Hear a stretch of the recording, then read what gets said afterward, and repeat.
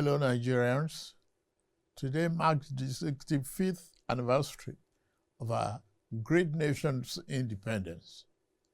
As we reflect on the significance of this day and our journey of nationhood since October 1960, when our founding fathers accepted the instrument of self-government from colonial rule, let us remember that their sacrifice, devotion, and grand dream of a strong, prosperous, and united Nigeria that will lead Africa and be the beacon of light to the rest of the world. Our founding heroes and heroines, Herbert Macaulay, Dr. Nnamdi Azikiwe, Sir Abubakar Tafawa Balewa, Chief Obafemi Awolowo, Sir Ahmadu Bello, Margaret Ekpo, Anthony Enahoro, Ladoke Akintola, Michael Okpara, Aminu Kano, Funmilayo Ransome Kuti, and other nationalists believe it was Nigeria's manifest destiny to lead the entire black race as the largest black nation on earth.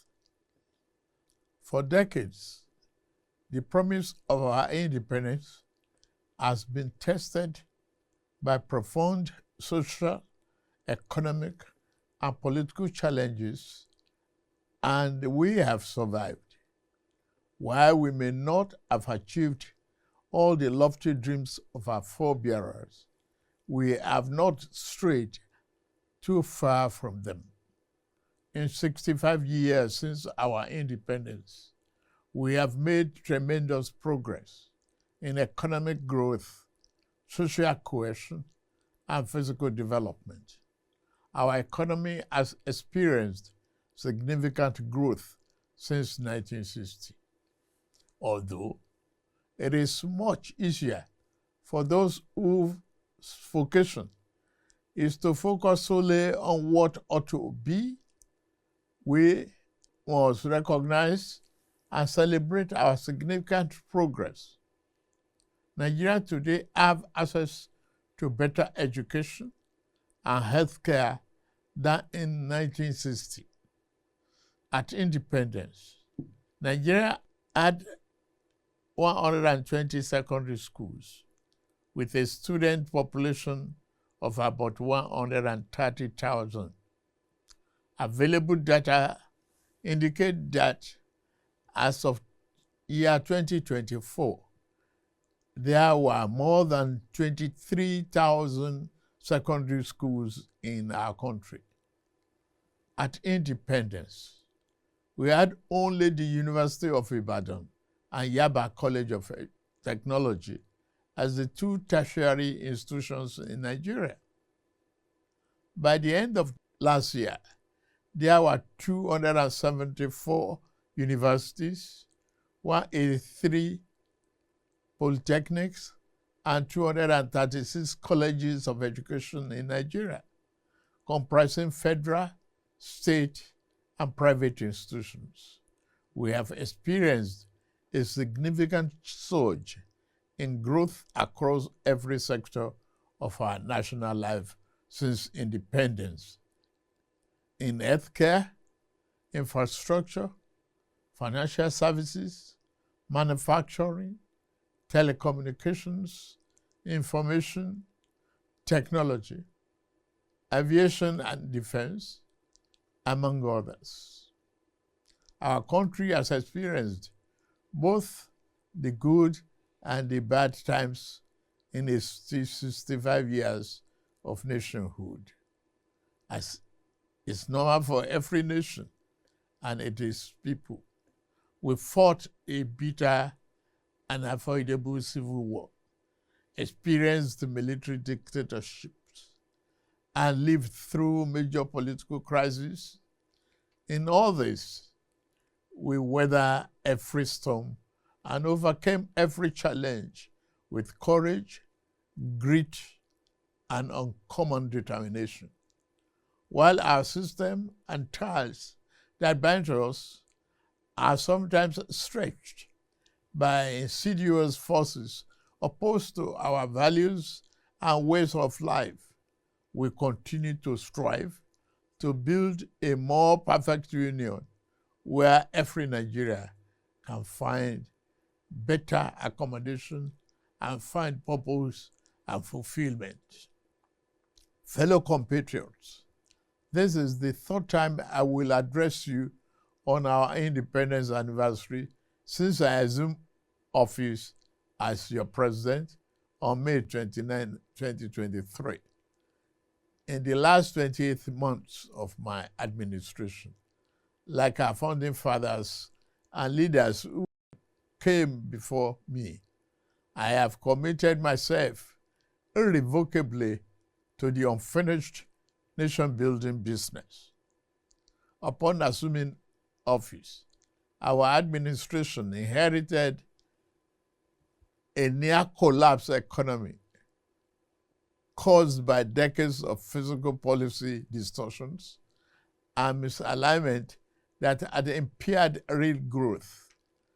As a new administration, we face a simple choice: continue business as usual and watch our nation drift, or embark on a courageous fundamental reform path. We chose the path of reform. We chose the path of tomorrow over the comfort of today.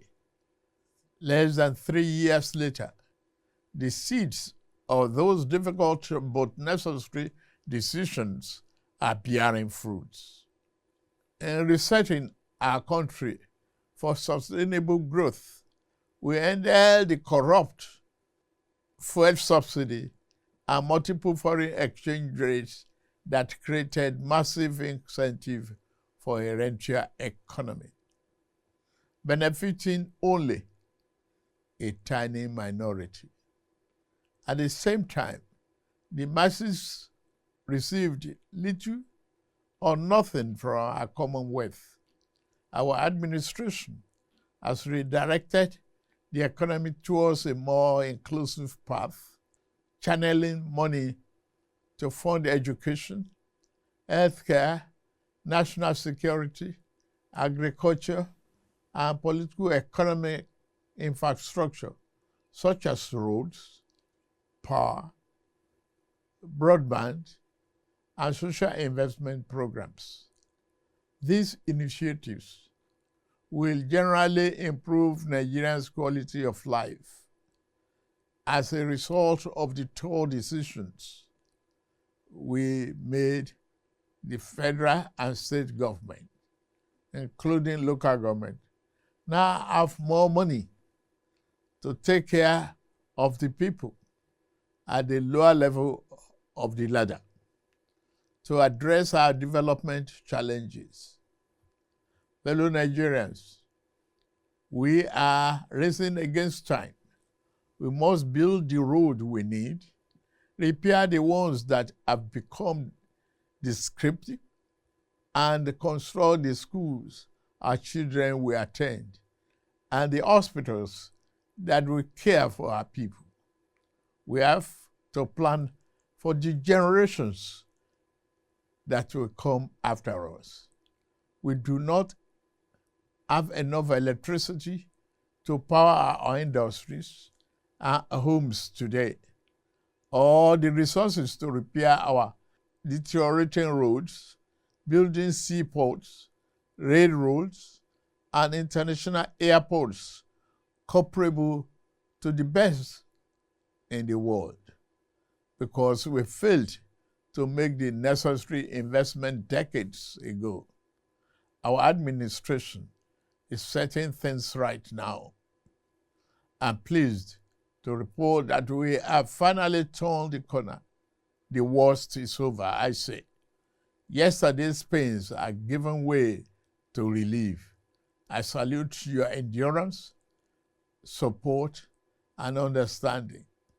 I will continue to work for you and justify the confidence you repose in me to steer the ship of our nation to a safer harbor.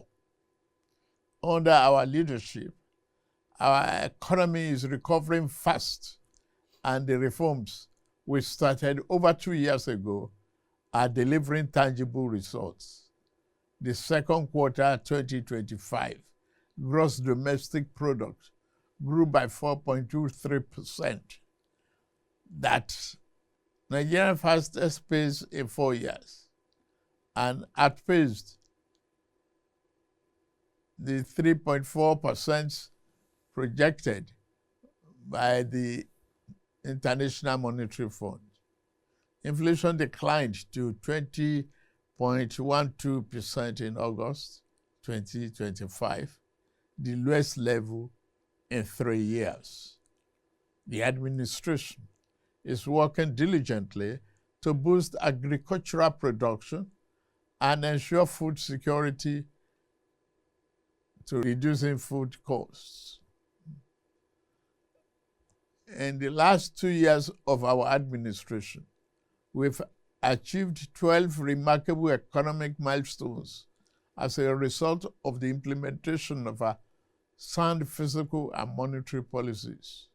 We have attained a record-breaking increase in non-oil revenue, achieving 2025 target by August with over 20 trillion naira. In September 2025 alone, we raised 3.65 trillion. That is 411% higher than the amount raised in May year 2023. We have restored physical health. Our debt service to revenue ratio has been significantly reduced from 97% to below 50%. We have paid down the infamous ways and means advances that threaten our economic stability and triggered inflation. Following the removal of the corrupt petroleum subsidy, we have freed up trillions of naira for targeted investment in the real economy and social programs for the most vulnerable, as well as all tiers of government. We have a stronger foreign reserve position today than 3 years ago. Our external reserves increased to 42.03 billion this September, the highest since 2019. Our tax to GDP ratio has risen to 13.5% from less than 10%. The ratio is expected to increase further when new tax law takes effect in January. The tax law is not about increasing the burden on existing taxpayers, but about expanding the base to build the Nigeria we deserve and providing tax relief to low-income earners. We are now a net exporter. Nigeria has recorded a trade surplus for 5 consecutive quarters. We are now selling more to the world than we are buying, a fundamental shift that strengthens our currency and creates jobs at home. Nigeria's trade surplus increased by 44.3% in the second quarter of year 2025 to 7.46 trillion. That is $4.74 billion, the largest in about 3 years. Goods manufactured in Nigeria and exported jumped by 173%. Non-oil export as a component of our export trade now represent 48% compared to oil exports, which account for 52%. This signals that we are diversifying our economy and foreign exchange sources outside oil and gas. Our oil production rebounded to 1.68 million barrels per day from barely 1 million in May 2023. The increase occurred due to improved security, new investments, and better stakeholder management in Niger Delta. Furthermore, the country has made notable advances by refining PMS domestically for the first time in 4 decades. It has also established itself as the continent's leading exporter of aviation fuel. The Naira has stabilized from the turbulence and volatility witnessed in 2023 and 2024. The gap between the official rate and the unofficial market has reduced substantially following FX reforms and fresh capital and remittance inflows. The multiple exchange rates, which fostered corruption and arbitrage, are now part of history. Additionally, our currency rate against the dollar is no longer determined by the fluctuation in crude oil prices. Under the Social Investment Program, to support poor households and vulnerable Nigerians, 330 billion has been disbursed to 8 million households, many of whom have received either 1 or 2 out of 3 tranches of the 25,000 naira each. Coal mining recovered dramatically from a 22% decline in Q1 to 57.5% growth in second quarter of 2025, becoming one of the Nigerian's fastest growing sectors.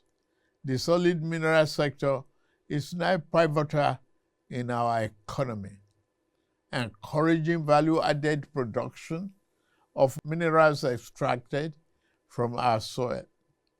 The administration is expanding transport infrastructure across the country, covering rail, road, airports, seaports. Rail and water transport grew by over 40% and 27% respectively. The 284-kilometer Kano-Katsina-Maradi standard gauge rail project and the Kaduna-Kano rail line are nearing completion. Work is progressing well on legacy Lagos-Calabar Coastal Highway and Sokoto-Badagry Highway. The Federal Executive Council recently approved $3 billion to complete the Eastern Railway project. The world is taking notice of our efforts. Sovereign credit rating agencies have upgraded our outlook for Nigeria, recognizing our improved economic fundamentals. Our stock market is experiencing an unprecedented boom, rising from all-share index of 55,000 points in May 2003 to 142,000 points as of September 26, 2025. At its last MPC meeting, the central bank slashed interest rate for the first time in 5 years, expressing confidence in our country's macroeconomic stability. On security, we are working diligently to enhance national security, ensuring our economic experiences improved growth and performance. The officers and men of our armed forces and other security agencies are working tirelessly and making significant sacrifices to keep us safe. They are winning the war against terrorism, banditry, and other violent crimes. We see their victories in their blood and sweat to stamp out Boko Haram terror in the northeast, IPOB ESN terror in southeast, and banditry and kidnapping. We must continue to celebrate their gallantry and salute their courage on behalf of a grateful nation. Peace has returned to 100 of our liberated communities in the northwest and northeast, and thousands of our people have returned safely to their homes. I have a message for you, you young people. You are the future and the greatest asset of this blessed country.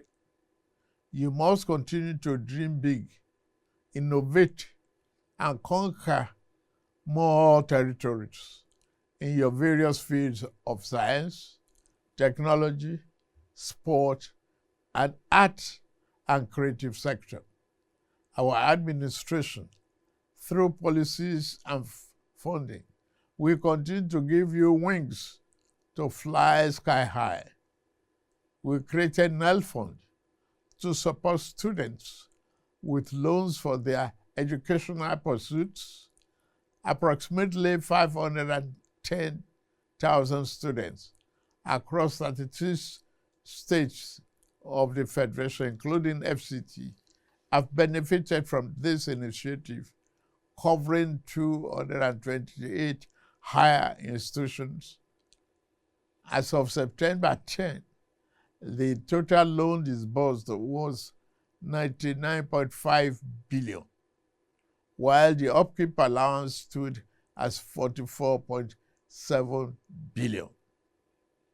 Credit Corp, another initiative of our administration, has granted over 153,000 Nigerians 30 billion affordable loans for vehicles, solar energy, home upgrades, digital devices, and more.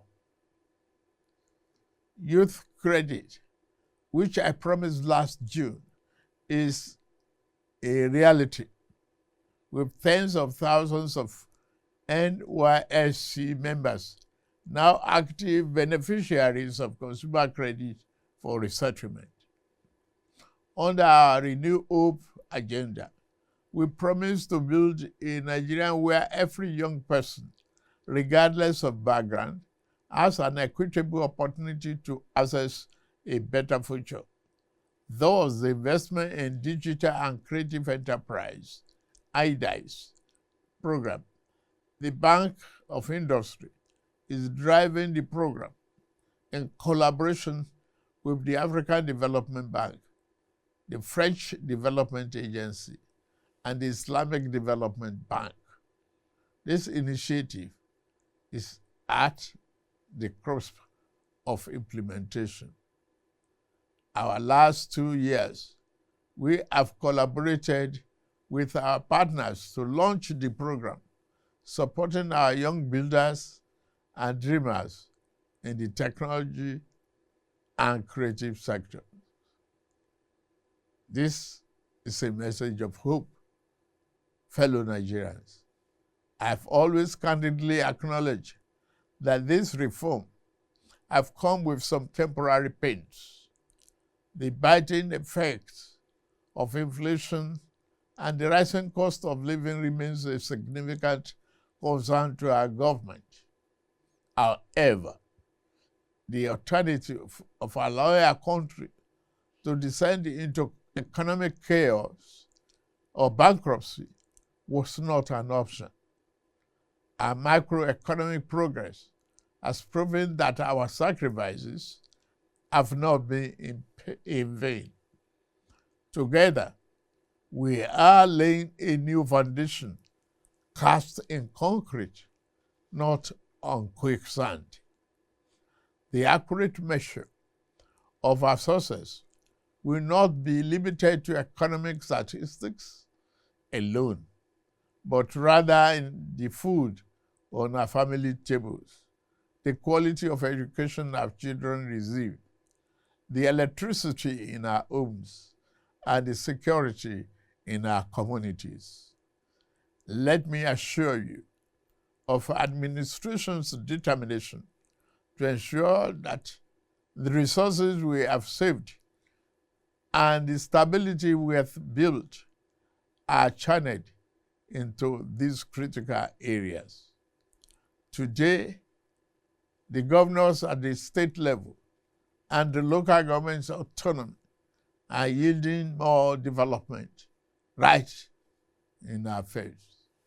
Therefore, on this 65th anniversary of our independence, my message is hope and a call to action.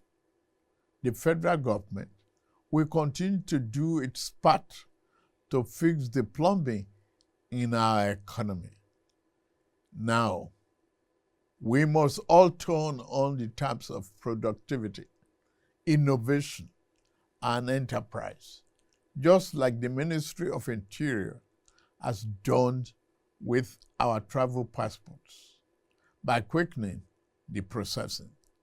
In this regard, I urge the subnational entities to join us in nation building.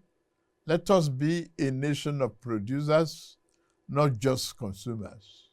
Let us farm our land and build factories to process our produce. Let us patronize made in Nigeria. I say Nigeria first. All the goods, let us pay our taxes as well. Finally, let all hands be on deck.